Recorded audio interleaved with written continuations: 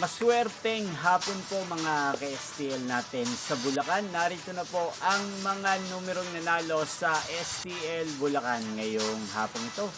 May 19, 2026, 4 p.m. second row result. Yan, kitang-kita nyo na po ngayon sa screen ng inyong cellphone ang mga numerong nanalo sa STL Bulacan. In exact order po yan.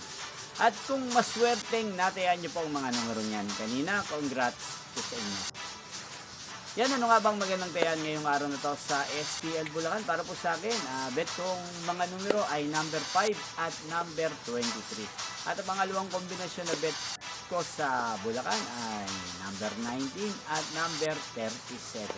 Sana manalo po ang mga yan. Isa man po sa mga binigay kong mga numero ay manalo sana mamaya sa third draw sa STL Bulacan. Magkita-kita pong muli tayo mamayang 8 p.m. Thank you for watching.